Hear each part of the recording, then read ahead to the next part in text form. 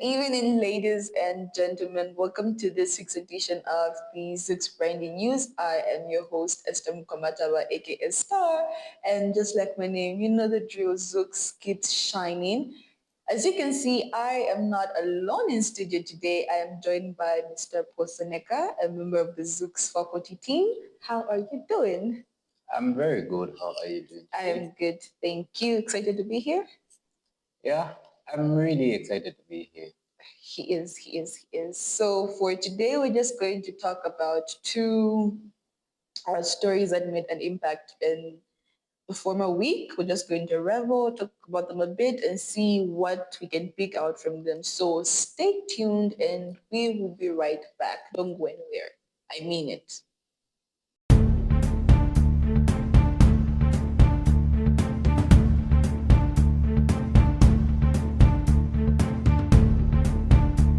So firstly, we are just going to read a brief synopsis of the story of Shadrach, a boy from Lilanda Market. So Shadrach's life took a dramatic turn when he lost his parents at the age of 15 and he was forced to abandon his education in the seventh grade.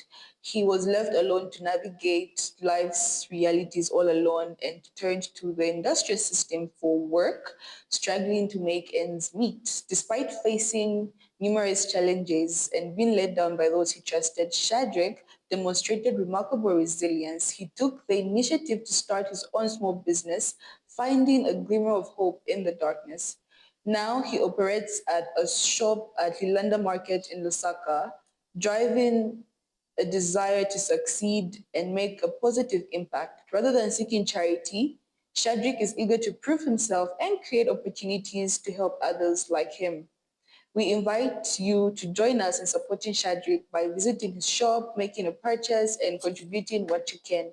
So, from Shadrach's story and how it started out and where he is now with what he's doing, what do you think youths today can pick out from it? Because obviously he could have turned another leaf and become one of these aggressive people, but he did not do that. So what can you take from his story that will impact another youth out there, that will, just give a more upbringing for someone? Uh, First and foremost, I would say his story is more inspiring because, for one without like parental guidance, and he's still in line, is good.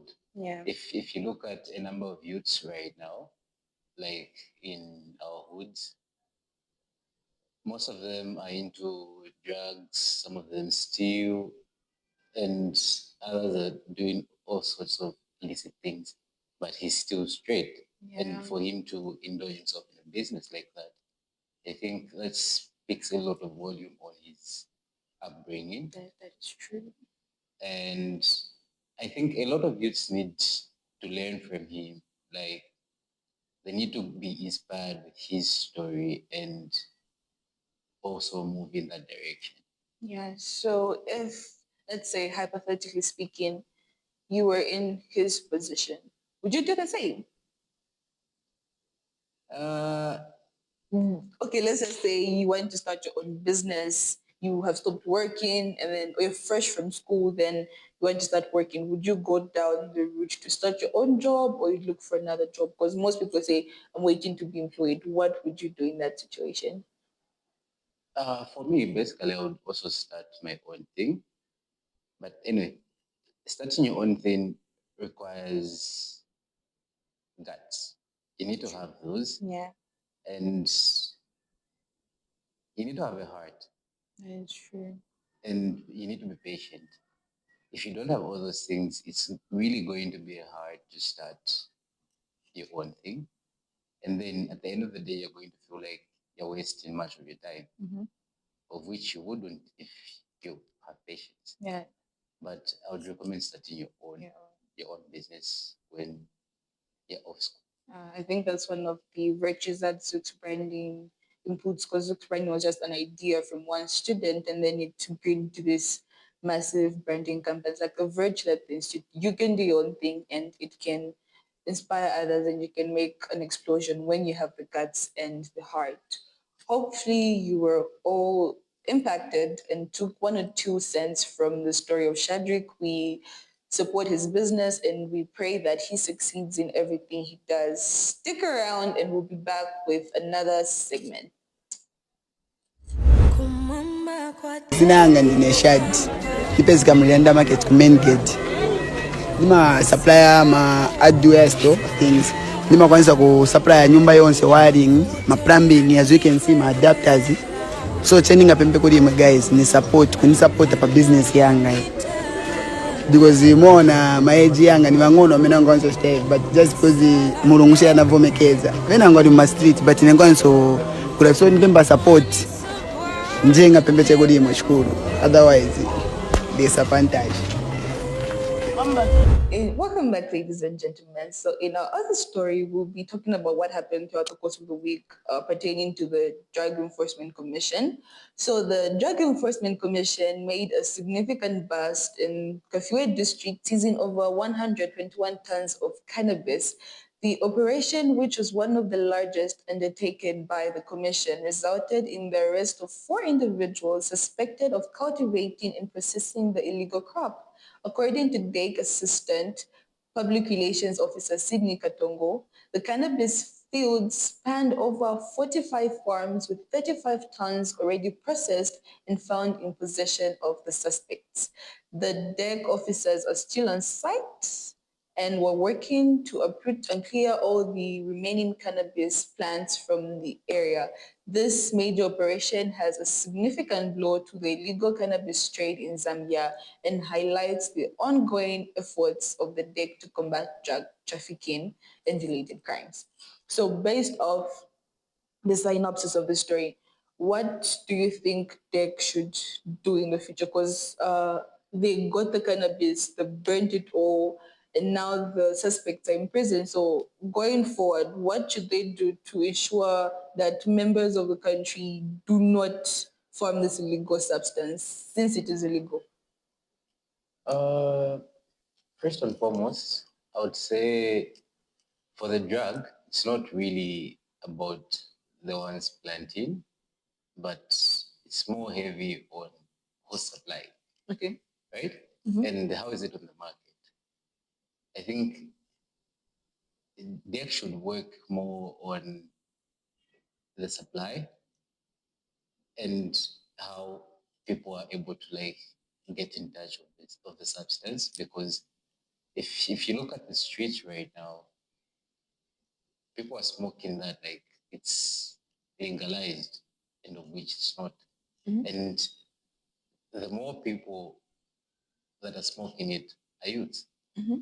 And I feel like they need to work more, like they need to put an extra eye on the streets and where people are getting the substances from. So do you think the deck is focusing mostly on the effect and not the cause? Because obviously there had to be a desire by people for them to plant that. You can't just start planting the cannabis in the country and it's illegal and then there's nobody who wants it. Like the demand of the supply should have been there from the people. And like you have mentioned, it's mostly youths who are consuming this substance. So if deck is to go to the plant and destroy it all, does it guarantee the nation and the people that the cannabis will no longer be farmed in Zambia, or they're just going to find another way of hiding it? Because if the people who are smoking it still want it, they'll find another way to get it, right? So how do they come in and say, okay, the people who want it will no longer want it because we have done ABC? How does DEC help us combat the problem from the people who want it and not from the source where it's gotten from? Uh, I think what DEC needs to do is I'll still go back to my point, work on the supply. Because for as long as there's always going to be a supply, there's always going to be excess of substances. And people will still have it easy for them to purchase it, right? So I think by now they would have come up with a way on how to like target the supply and implement ways on how to stop drug supply. Oh, yeah. So I was thinking to myself as you're talking, after all that, they still burned it, right? How does that impact the nation? Let's say health effects, because most people who are affected by these airborne diseases and lung problems are passive smokers. I mean, they don't take it in; it's there in the environment. And now that they've burned over 121 tons of it into the atmosphere and they're still clear in the place, it poses a hazard for health and the environment at large. So, can there be a safe way for them to exterminate the product without causing any after effect? Because good-heartedly they are preventing smoking and the illegal substance, but they're also causing another problem in the same situation because now there's a smoke, there's the air pollution, and then there are people who are going to passively inhale the thing, and it's going to go back to what they were trying to stop, which is people having consumed the same product, but now just going to consume it passively. So how better can they extract or exterminate the product going forward? Uh, I think what they can work on is try using maybe acid. Hmm? Acid, it's up things. So if they may try using acid instead of burning, I think that would be a better move to, I think, a safer environment. Yeah. Because at the end of the day, it's smoke is smoke. We still inhale it. Ngafia person, they can use it for fertilizer. I mean, it's very good. I've never taken it, but I hear it's very beneficial for people like in the hospital and all that. So if it can work for fertilizer, I think it can go. Because at the end of the day, it's a plant. It has its plus, it has its pros and cons, but how to safely handle it as a nation who is against such should be put into consideration, right? So thank you for joining me. I hope this wasn't too controversial for you. Oh, no, please. Doesn't? But I mean, if we don't talk about this as youths, there's nobody who's going to talk about it. If we're being told to no, we should be advocates, you should stop this, you should live the right way. We need to bring out these controversial topics. We need to leave our comfort zones as youths and bring it out because at the end of the day, it's our nation, it's our world, and it's our responsibility to take care of it. That goes to every viewer who is watching. It is your responsibility to question certain things, to do certain things that will help your nation and the world at large because you matter, your voice matters, and everything you do is to the benefit of you and the people around you. I feel like I've talked a lot. Hmm. And I would also want to encourage youths out there to be a brother and sister's keeper. By that, I mean,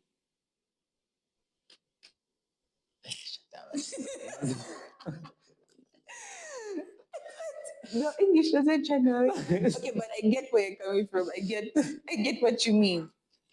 Keep an eye out on people. Watch them. It doesn't take a person to show the signs or effects of smoking afterwards. You can take it from the bud.